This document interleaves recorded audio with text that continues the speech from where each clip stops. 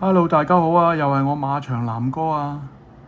咁喺上星期一嘅香港書展呢，我就去咗支持黃水斌師兄老師嘅畫集。咁佢近年呢都畫好多英雄本色嘅畫作。咁我貴為呢個發哥迷啊，梗係要撐場啦。咁啊，過去咁多年都買咗好幾本嘅英雄本色嘅畫作㗎啦。咁佢擅長就係鋼筆，用打網形式可以表現到嗰啲鋼筆技巧。咁佢亦都會落下水彩嘅。咁佢喺呢一次書展咧就出咗呢本叫《英雄本色40週年紀念複製原畫集》。咁入邊就係有啲大 size 嘅水彩畫複製品，亦都有少部分係一啲鋼筆嘅畫作。咁我而家就俾大家睇下究竟水斌老師嘅畫有幾靚啦。咁佢呢個 box set 都好靚嘅。1986年，當年南哥喺石籬背個紅星戲院暑假，1986年暑假入面連續睇咗3次《英雄本色》。好鍾意發哥。好啦，咁而家打開個 box set 盒，佢入邊咧，當日咧，水斌師兄就幫我簽咗個名，畫咗個公仔，黃水斌2026。咁佢全香港應該係得300本嘅啫。咁每一本都有編號。咁我呢本咧就係15號。咁佢另外有張卡，呢度係發哥個影啦。咁另外有一張好靚嘅《英雄本色2》，嗰個好靚，好似卡片咁樣，Visa 卡咁樣。咁睇下啲畫作啦，有部分打橫，有部分打直。等先啦。好啦，先啦。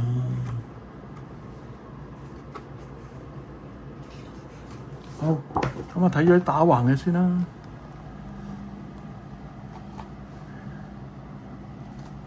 哇，結仔，呢幅又係結仔。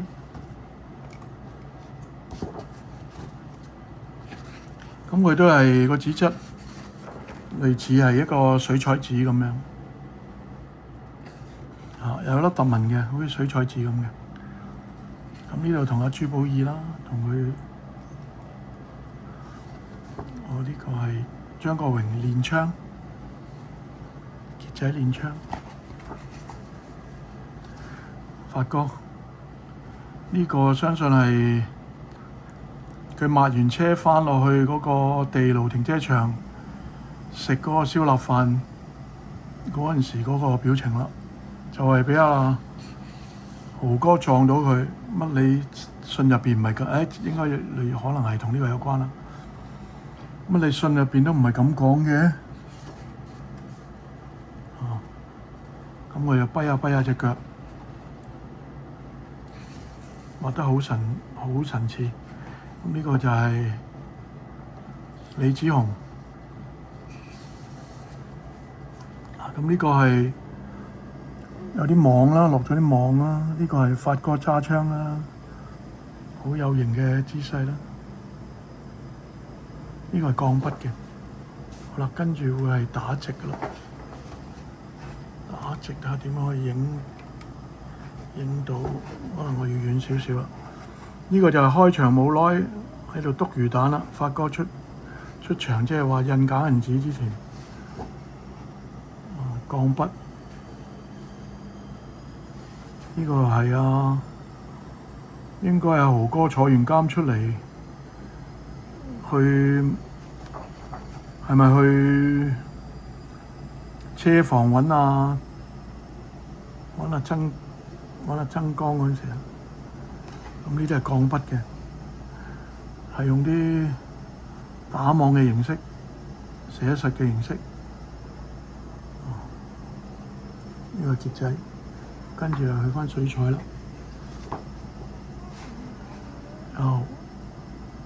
河哥，我冇做大佬好耐啦。呢有3個，將頭先三大主角呢個水彩啦，俾大家近少少睇下。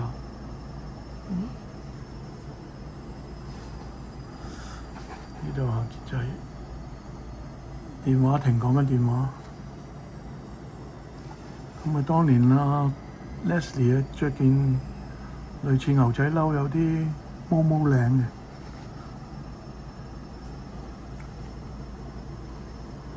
呢個亦都係傑仔。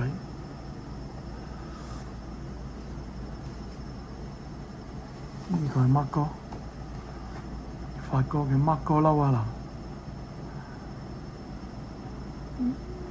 嗱。1986年英雄本色之後嗰幾年，好多人都着 Mark 哥褸。我南哥當年都有差唔多6尺高，所以都成日扮發哥，又買咗啲長褸着。咁啊，過時過節新年啊、聖誕啊，同啲中學同學出去玩咧，就着 Mark 哥褸。不過當年冇乜影相，冇留低。呢度就係 Mark 哥點煙。咁啊，呢副眼鏡都係好經典㗎啦，就係英雄本色之後，好多人戴呢副超眼鏡。呢個就係頭先嗰個封套嗰個 Mark 哥嗰個背影啦，個側身。呢個又係發哥 Mark 哥。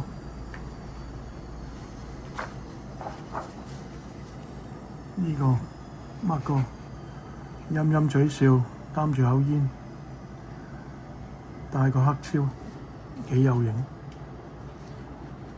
電影《英雄本色》電影嘅尾段啦，就係復仇槍戰，Mark哥黏晒膠布雙槍。當年都係㗎啦，因為其實嗰陣時未開始，因為英雄本色都未令到當時仲係票房毒藥嘅周潤發去出名。自從英雄本色之後，佢開頭本身嘅角色就係鄭浩南飾演嘅 Mark， 所以戲入邊都用咗阿 Mark 呢個英文名，就即係鄭浩南嘅英文名。咁但係因為當年刀馬旦同英雄本色同時間拍攝，咁兩部戲都想用鄭浩南，咁鄭浩南最後就選擇咗去咗拍刀馬旦，一黃三後，拍住3個女明星。咁呢個角色最後就兜兜轉轉之後揾到阿發哥。咁開頭戲份都唔係咁多嘅，咁啊發哥因為演得出色啦，咁中途啊吳宇森亦都加咗啲戲俾佢，咁所以直至到呢套戲面世嘅時候咧，大家都覺得係3個男主角。其實男主角就係張國榮，但係當其時張國榮都仲未係最紅，都仲未係孭到飛，而阿狄龍亦都係比較好似過氣嘅一個武打明星咁樣，咁所以最後就出咗3主角，咁而發哥亦都彈起咗。咁其後嘅港產片咧，好多因為賣埠嘅關係咧，都指定要阿發哥揸槍先至賣到錢，咁所以之後有好多英雄片都要發哥去揸槍喺度乒乒乓乓咁樣。呢張亦都係啦，長褸揸槍咬支牙籤，睇下發哥支牙籤先，係咪可以捉到佢嘅神髓啊？呢度又係揸槍發哥 Mark 哥啊，3年啦，唔見咗嘅嘢要自己攞返。咁呢度係朱寶意啦，小友嘅女角啦。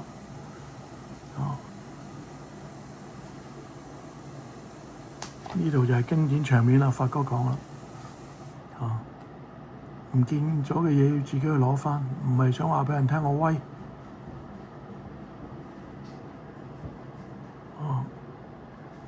背後嗰個天空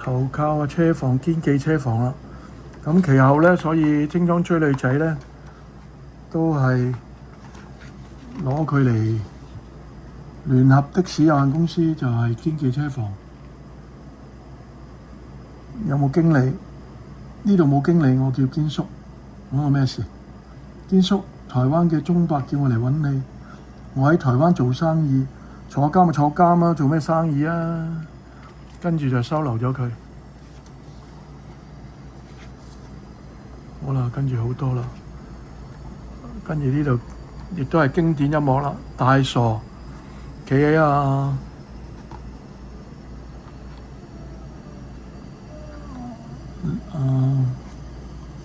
李子雄側邊，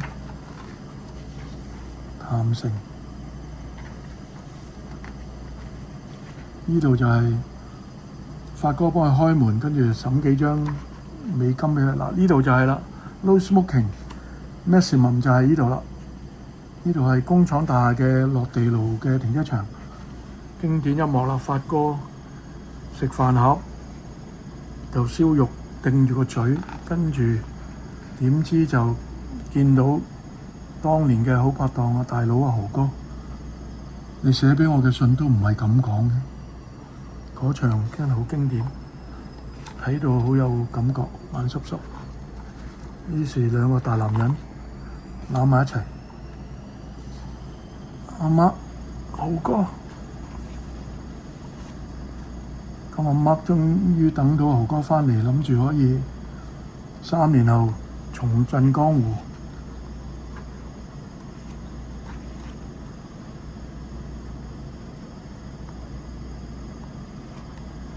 呢度亦都係睇下先。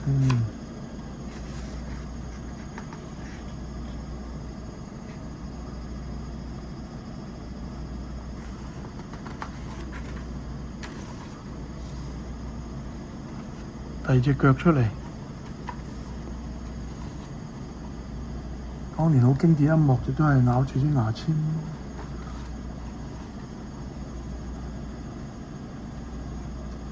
用支槍指住我個頭啊！我講過呢世都唔想再畀人用槍指住我個頭。呢個第2集，第3集，睇下有冇啲特別嘢先。有張發哥喺度。嗱，呢個係發哥唔係發哥啊，南哥當年呢，90年、91年度左右啦。當年係花旗少林嘅電影 postcard 係啦，花旗少林咁有出過幾張嘅。我有個朋友當年送咗2張俾我，呢度就係孭住阿吳倩蓮特異功能喺度飛天嗰一幕。花旗少林。好啦，點解會間住咧？呢度就係啦，真係估唔到香港夜景原來咁靚。呢度就係豪哥同Mark 哥喺嗰個睇夜景。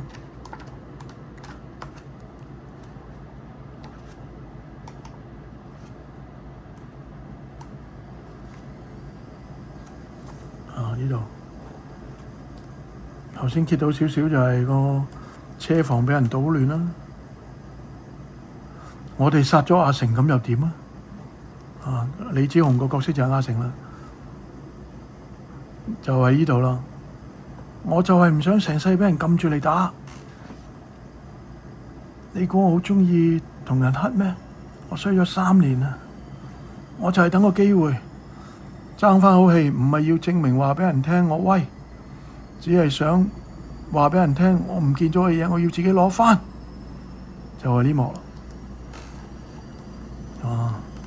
講完啦，打冷震。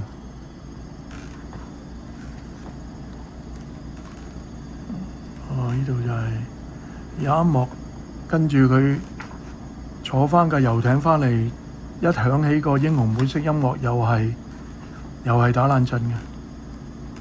睇下去唔去到嗰度先，因為而家都差唔多20分鐘啦，應該係呢度啦，出咗去，係啦，到啦，呢度。噔噔噔噔噔噔噔噔噔，就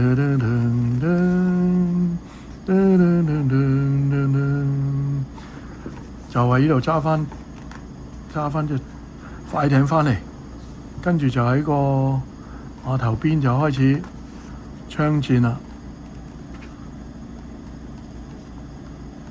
但係真係好可惜，主角最後都係要死。就係呢度，當佢打到咁上下，Mark 哥同佢講，無論佢以前做錯咗啲乜嘢，同阿傑仔講啊，佢都還返晒俾你啦。佢有勇氣去改過，點解你冇勇氣去接受佢？點解？做兄弟嘅一講到呢度，bang，跟住就子彈就喺後腦入啦，成面血，啲血彈晒落去傑仔塊面度，跟住Mark哥就咁再中多幾槍，砰砰砰砰砰砰，哇！呢個畫得好似阿成悔安喎，咁砰砰砰砰砰砰砰，跟住就Mark哥就死咗啦。咁就因為阿成佢哋嗰邊做噶嘛，咁啊豪哥就要出嚟啦。咁呢度都有句經典對白嘅，我有錢。阿成講啊，我有錢，3兩日後我就可以喺法庭度行返出嚟。我有錢，黑都可以變成白。呢樣嘢我喺你度學返嚟嘅。最後都係打死咗阿成。